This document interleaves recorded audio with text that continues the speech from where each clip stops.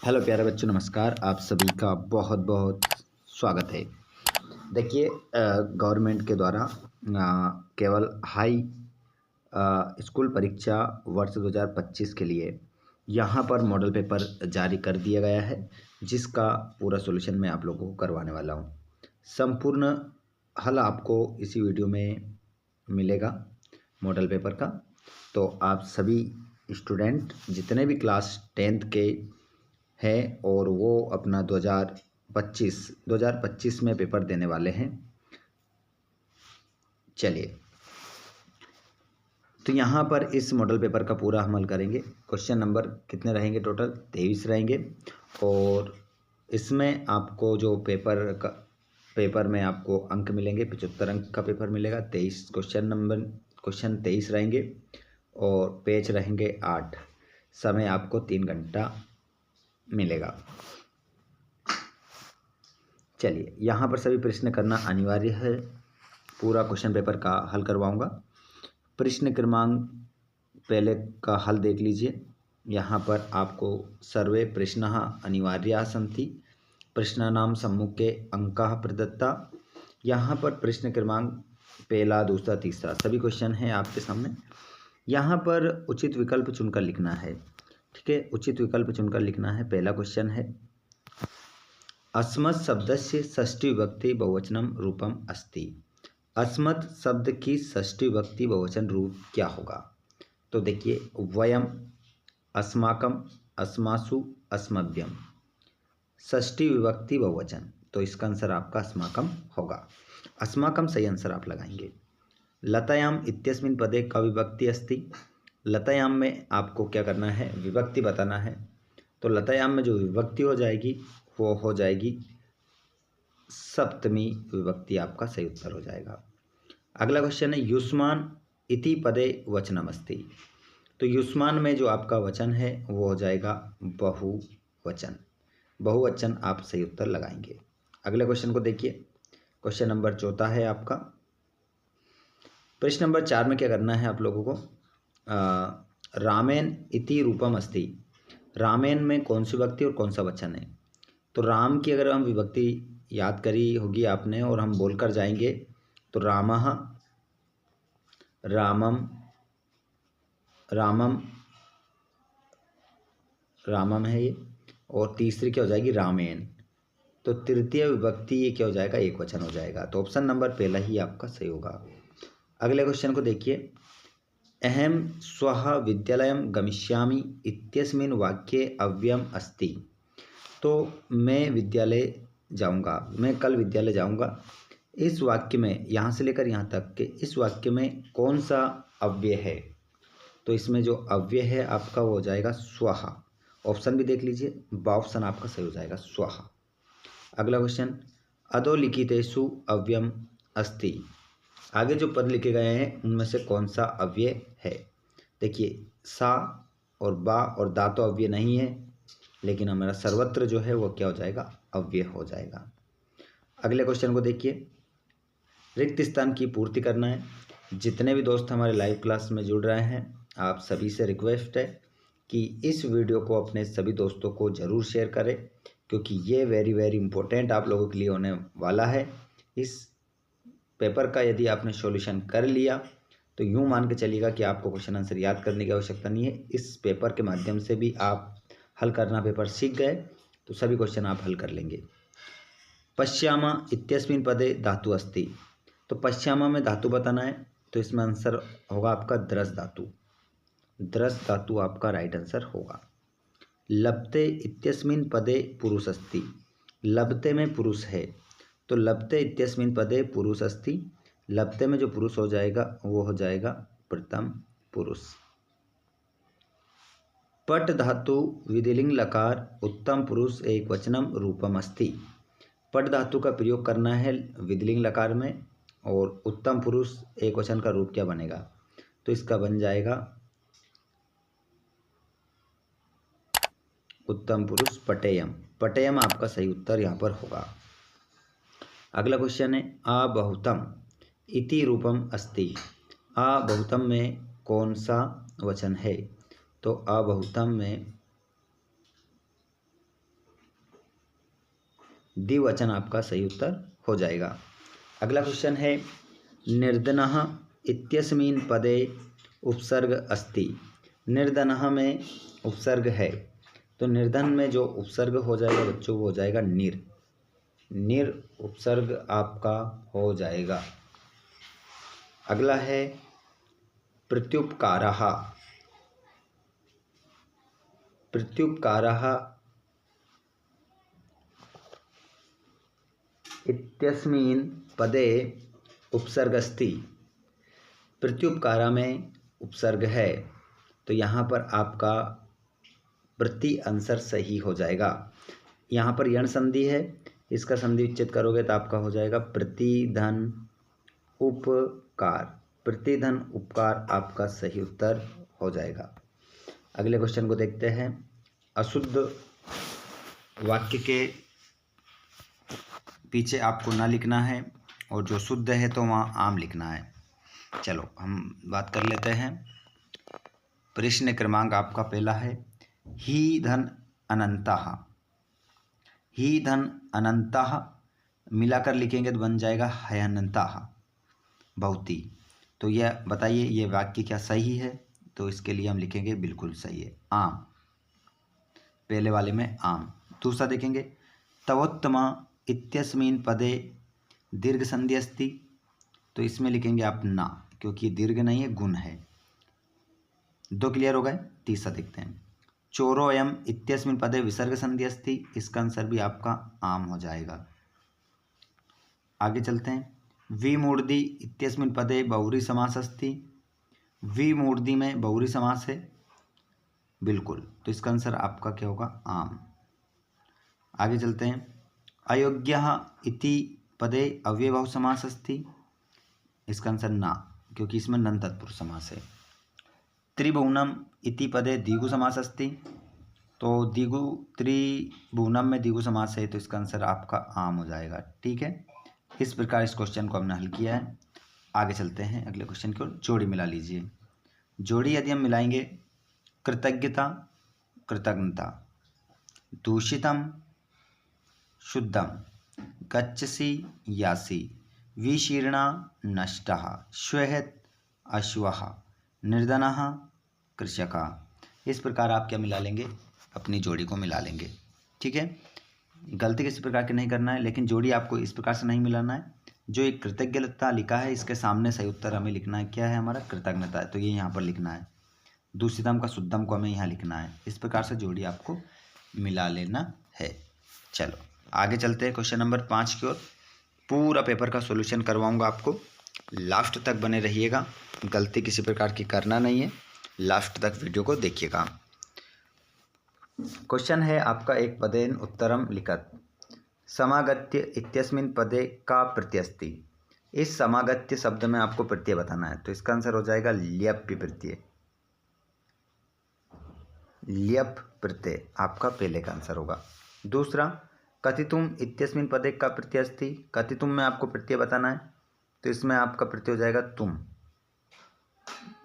तुमुन, तुमुन। ठीक है। अगला उपार्जितवान इत्यस्मिन् पदे का प्रत्यय अस्ति। तो इसमें आपका आंसर हो जाएगा कतवतु। कतवतु आपका इसका आंसर होगा। कीदृशः प्राणिना भूकंपे निहयन्ते। कैसे प्राणी भूकंप से मारे जाते हैं? तो आंसर हो जाएगा आपका विवशः। विवशः आपका आंसर हो जाएगा। इसका हिंदी अर्थ है विवश प्राणी मारे जाते हैं। वयो अनुरोधात का लालनीय भवति। बाल स्वभाव के कारण कौन लालनीय होते हैं? तो आंसर हो जाएगा आपका शिशु। शिशु आपका उत्तर होगा। अगला क्वेश्चन अहनिशम महानगर मध्ये किम प्रचलति। रात दिन महानगरों के बीच क्या चल रहा था?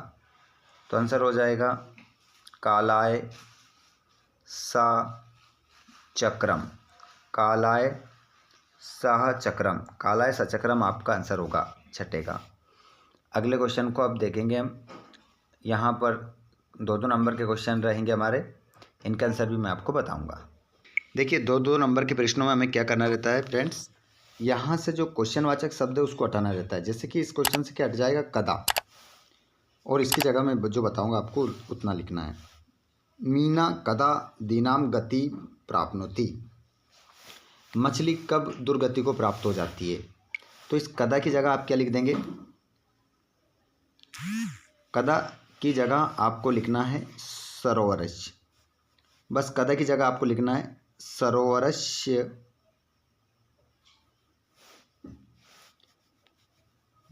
सरोवरस्य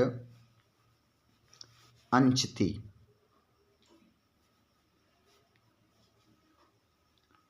सरोवरस्य अंचति।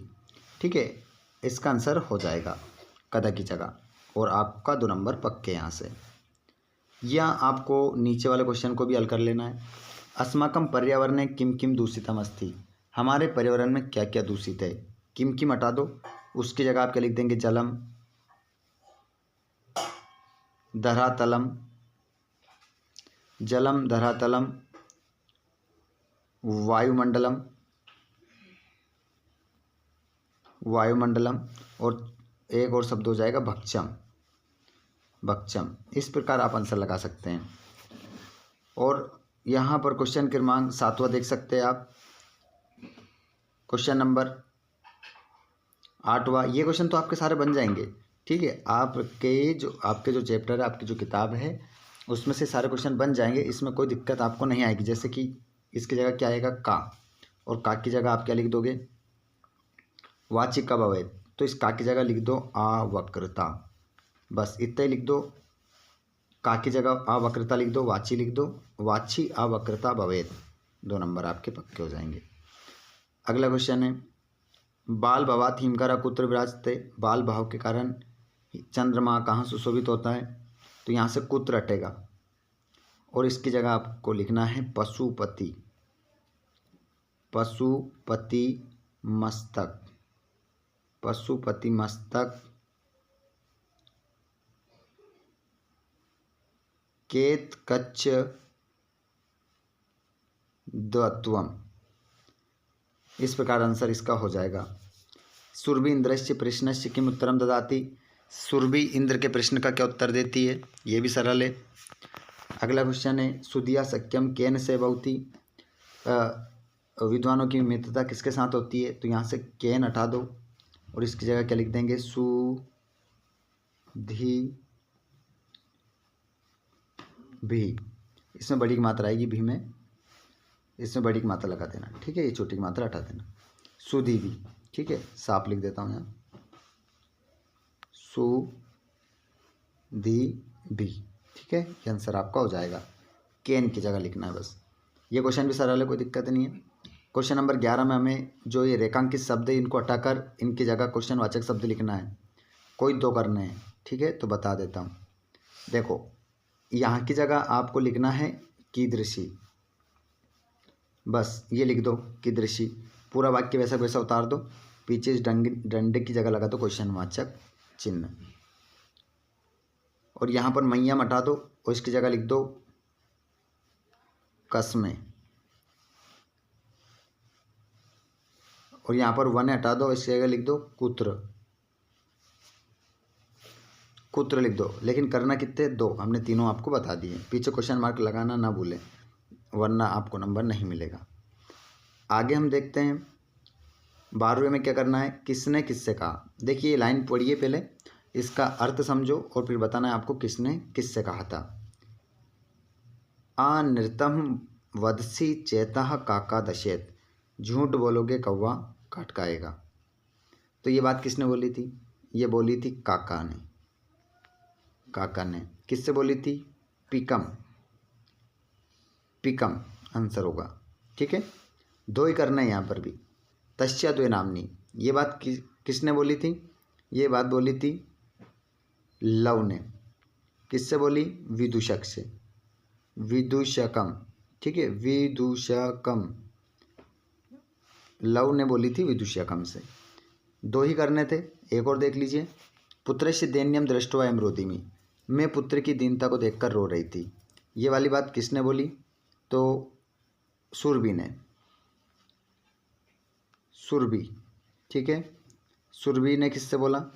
इंद्रम। इंद्रम आपका आंसर होगा।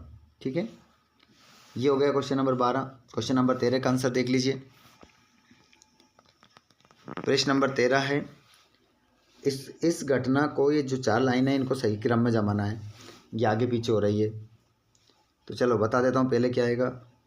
पहले आएगा मार्गे सा एकम व्याघ्रम अपश्यत। फिर आ जाएगा दूसरा, व्याघ्र व्याघ्रमारी यम इति मत्वा पलायिता, 2 नंबर। और ये 3 नंबर पर आ जाएगी और ये 4 नंबर पर आ जाएगी। ठीक है, यहाँ पर क्वेश्चन नंबर 14 में आपको क्या लिखना है? श्लोक लिखना है। लेकिन कौन से पाठ से लिखना है? सुभाषितानी पाठ से एक श्लोक लिखना है जो इस पेपर में नहीं आया है। ठीक है, तो यहाँ पर श्लोक मैं आप लोगों को बता देता हूँ। श्लोक यहाँ पर आप लिख सकते हैं, कौन सा लिखा हुआ बता दूंगा। ठीक है, अभी नीचे यहाँ पर अशुद्ध वाक्य को शुद्ध कर लेते हैं। जैसे अधोलिखितेषु अशुद्ध जो कारक है इसको शुद्ध करना है। जैसे यहाँ पर मैंने आप लोगों को कई बार बताया है कि जो अगर नमा किसी वाक्य में आता है तो उसके आगे आने वाले शब्द में चौथी विभक्ति लगा दो तो क्या हो जाएगा? शिवाय, शिवाय नमः। ठीक है, ये वाक्य आपका सही होगा। या पहला 2 ही करने इसमें भी है ना, ध्यान रखिएगा। पहला सही होगा। हमने देखा है अगर किसी भी वाक्य में परिता का प्रयोग होता है तो उसके आगे आने वाले शब्द में हम दूसरी विभक्ति लगाते हैं। तो यहाँ पर ये जो विसर्ग आ रहा है इसको हटा दो, या के पीछे जो विसर्ग इसको हटा दो, और इस विसर्ग को हटाने के बाद इस या के ऊपर क्या लगा दो? बिंदी। ये वाक्य सही हो गया। विद्यालया परिता वृक्षाः सन्ति।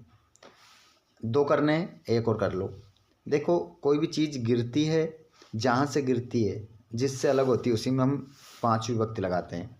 तो यहाँ पर वृक्ष में कौन सी लग रही है? षष्ठी। वृक्ष में लगा दो 5वीं, तो आंसर हो जाएगा वृक्षात। वृक्षात पत्राणि पतन्ति, वृक्षात। तो ये वाक्य सही हो जाएगा। ठीक हो, 3 हो गए। क्वेश्चन नंबर 16 में आपको क्या करना है? खाली स्थान भरना है। चलो बता देते हैं आपको। चौरस्य, तो इस खाली स्थान में आ जाएगा आपका पाद ध्वनिना। ठीक है, इस खाली स्थान में आप लिखेंगे पाद ध्वनिना। जो चोर था वो किससे जाग गया था? पैरों की आवाज़ से। अश्वः चेतः दाहुने, इसमें आएगा इस खाली स्थान में दाहुने। जो घोड़ा होता है वो दौड़ने में क्या होता है? वीर होता है। सर्वेषां महत्वं विद्यते, तो इसका आंसर हो जाएगा यतः संयम। यथा संयम आपका आंसर इसमें हो जाएगा। और या इसमें लिखेंगे आप, या उद्देश्य ही प्रकोप्यति। इसमें तो आप केवल निमित्तम लिख देंगे। ठीक है, इसमें आपका निमित्तम आपका आंसर हो जाएगा। और यहाँ पर इसमें आ जाएगा सदा समय का सदुपयोग करना चाहिए। और यहाँ पर हो जाएगा यत्र, यहाँ पर आ जाएगा तत्र। जहाँ हरियाली होती है वहाँ शुद्ध पर्यावरण होता है। चलिए वाच्य परिवर्तन भी बता देता हूँ मैं आप लोगों को। यहाँ पर आप वाच्य परिवर्तन देखेंगे, 2 ही करना है। देखिए यहाँ पर तीनों बताऊंगा मैं आप लोगों को। छात्रः ग्रंथम पठति ही, तो यहाँ पर आपका हो जाएगा छात्रेण ग्रंथः, छात्रः ग्रंथम पठ्यते। ठीक है, इस प्रकार आपका वाच्य परिवर्तन हो जाएगा। पहला वाला हुआ है। दूसरा देखिएगा, काकः पिकस्य संततिं पाल्यते। कर्मवाच्य में चेंज करना है, तो काका का क्या हो जाएगा? काकेन। पिकस्य का पिकस्य रहने देंगे। संतति का ये बिंदी जो है ना ऊपर से हटा दो, इसके पीछे विसर्ग लगा दो। काकः पिकस्य संततिः, और पाल्यति का हो जाएगा पाल्यते। इस प्रकार आपका वाच्य परिवर्तित हो जाएगा दूसरा वाला। तीसरे वाले में कर्तृवाच्य में चेंज करना है, तो रामेन का हो जाएगा रामः।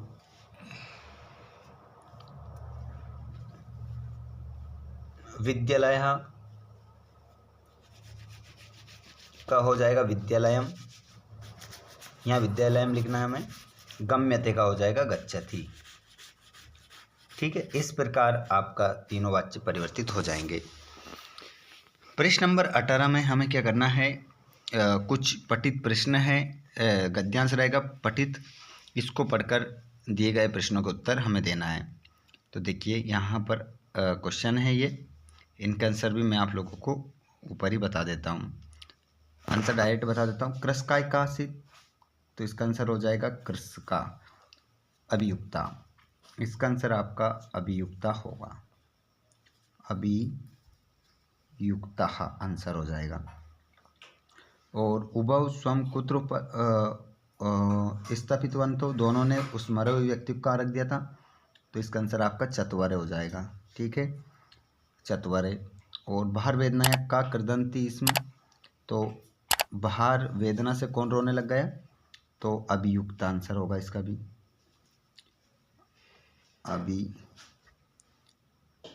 अभियुक्त आपका आंसर होगा। ठीक है, आंसर ऊपर वाले पहले पैराग्राफ में आपको मिल जाएंगे सभी, या तो वाला भी कर सकते हैं आप।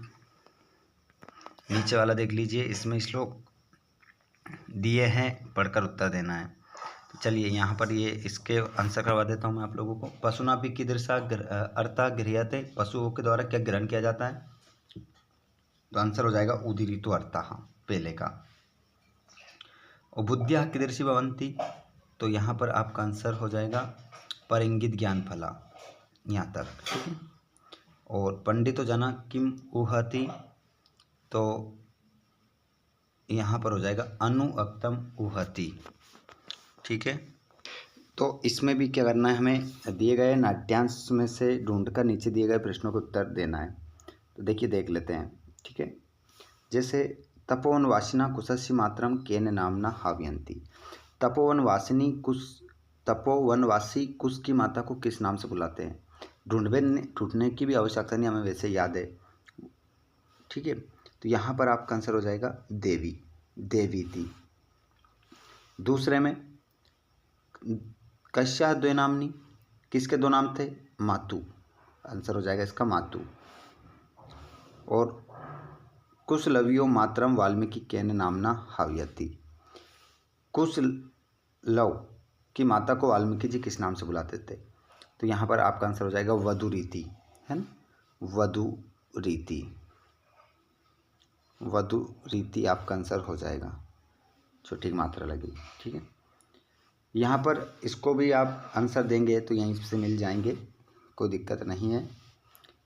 यहाँ पर आप देखेंगे क्वेश्चन नंबर 21 जो अपठित गद्यांश है, इसमें आपको संस्कृत परिवार कुत्र अस्ति, संस्कृत परिवार कहाँ है, तो यहाँ पर आपका आंसर हो जाएगा हरियाणा राज्य है, यमुना नगर मंडले एका संस्कृत परिवार अस्ति, ये पहले वाले में हो जाएगा आपका।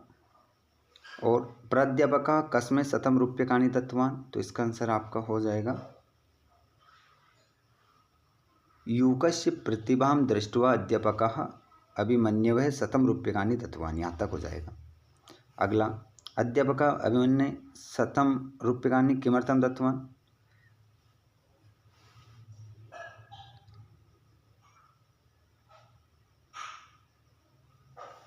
तो यहाँ पर आपका हो जाएगा अभिमन्यु शतम रूप्यकाणि किमर्थम, किस लिए दिया था, 100 रुपये क्यों दिए थे उसको, तो यहाँ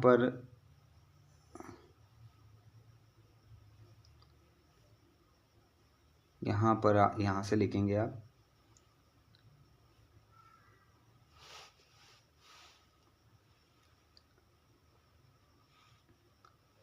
सः अपि संस्कृतं वदति, एकदा तत्र एक संस्कृत प्राध्यापक आगतवान तेन स अभिमन्यु संस्कृत भाषणं कृतवान, यहाँ पर यहाँ से होगा आंसर। ठीक है, यहाँ से लगाएंगे अभिमन्यु संस्कृतेन संभाषणं कृतवान, अभिमन्यु ने उनके साथ संस्कृत में क्या करी थी, बात करी थी, इस कारण से उन्होंने कितने रुपये दिए थे उसको, 100 रुपये दिए थे। युगः कथम गीताया श्लोकान स्मृतः, तो यहाँ पर आपका आंसर जाएगा सा प्रतिदिनम गीताया श्लोकान पठित्वा सर्वान् श्लोकान स्मरत, उस युवक ने सारे श्लोकों को याद कैसे कर लिया था? क्योंकि वो रोज़ क्या करता था, पढ़ पढ़ कर उसने सारे श्लोकों को याद कर लिया। क्वेश्चन नंबर 22 में आपको क्या करना है, एक अवकाश का प्रार्थना पत्र लिखना है संस्कृत में, ठीक है। तो अवकाश का प्रार्थना पत्र का मैंने लिंक दे रखी है नीचे डिस्क्रिप्शन में, आप देखकर उसको पढ़ सकते हैं। वीडियो के डिस्क्रिप्शन में आपको अवकाश के प्रार्थना पत्र का लिंक मिल जाएगा और संस्कृत भाषा का भी मिल जाएगा, ठीक है। दोनों मैंने डाल दिया है। निबंध कालिदास का भी डाल रहा हूँ, निबंध की प्लेलिस्ट मिल जाएगी सारी, है ना। जो भी इन्वेस्ट निबंध करना है, लेकिन वेरी इंपॉर्टेंट है आपके लिए संस्कृत भाषा का महत्व और कालिदास, दोनों निबंध याद कर लीजिएगा। और अवकाश का प्रार्थना पत्र मैं डाल रहा हूँ, ठीक है। तो ये हो चुका है हमारा पूरा क्वेश्चन पेपर का सॉल्यूशन। आपको कोई भी क्वेश्चन समझना है और साथ में श्लोक हमारा बच रहा था, श्लोक का भी मैं वीडियो डाल दूंगा नीचे डिस्क्रिप्शन में। आप सभी को शेयर कर दो और आप अपने परीक्षा की तैयारी करने के लिए चैनल को ज़रूर सब्सक्राइब करें और अपने दोस्तों को भी शेयर करें। धन्यवाद। Thanks for watching. जय हिंद।